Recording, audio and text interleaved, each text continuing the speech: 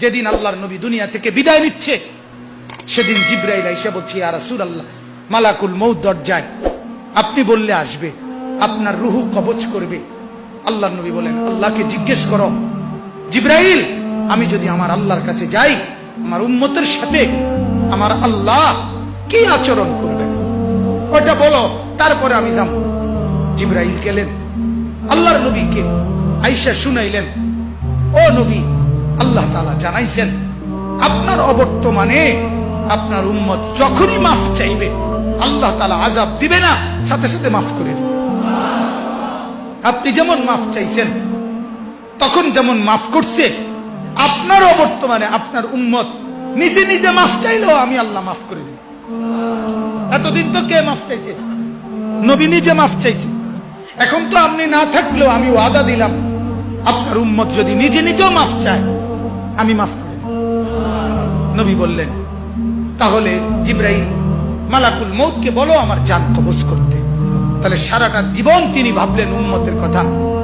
আজ যখন তিনি দুনিয়া থেকে বিদায় নিচ্ছেন, তখনও ভাবছেন কার কথা? নবীজি সাল্লাল্লাহু আলাইহি সাল্লাম যখন ইসরাফিল সিংহা ফু দিবে, দ্বিতীয় ফু, সবাইকে যখন হাসরের ময়দানে উঠানো হবে, তখন প্রথম উঠানো হবে আমাদের নবীকে। হাদিসে আছে, 4 ফেরেশতা জিবরাইল, মিকাইল, ইসরাফিল, আজরাইল আসবেন নবীজির রওজা মোবারকে। এসে সবার পক্ষ থেকে জিবরাইল ডাক দিবে, ইয়া রাসূলুল্লাহ, হাসরের ময়দানে যাওয়ার জন্য আপনি কবর থেকে ওঠেন। হাদিসে আছে, আল্লাহর নবী সাল্লাল্লাহু আলাইহি সাল্লাম কবর থেকে চোখ মেলবেন, আর উঠে দাঁড়াইতেই কপালের বালু মুছতে মুছতে তাকাইয়েই বলবেন, প্রথম কথা, জিবরাইল, তোমরা শুধু 4 জন ফেরেশতাই আসলা আমাকে নেওয়ার জন্য, আমার উম্মত আসে নাই। আমার উম্মত কোথায়? আমার উম্মতের হালাত কি?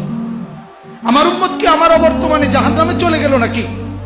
জিবরাইল তখন বলবেন, হায় ইয়া রাসূলুল্লাহ, আজও বললেন না, আজও বললেন না, আজও সেই উম্মত উম্মত। যাওয়ার দিনও বললেন, দুনিয়ায় থাকতেও বললেন, আজও বললেন। আপনার উম্মতের এখনো উঠেই নাই, এখনো তো কবর থেকে কেউ তুলে নাই, আপনাকে তুলেই বাকিদেরকে উঠানো হবে। আল্লাহ নবী বললেন, তাইলে চলো, তাইলে ঠিক আছে, চলো হাসরের মাঠে। হাসরের মাঠে যাবেন সমস্ত নবী, আদম থেকে ঈসা এবং উনাদের উম্মত কিয়ামত পর্যন্ত। আমি সংক্ষেপে বলতেছি, সমস্ত নবীর উম্মত, নবীরা শুধু এক কথা বলবেন হাসরের ময়দানে, ইয়া রব্বি নাফসি।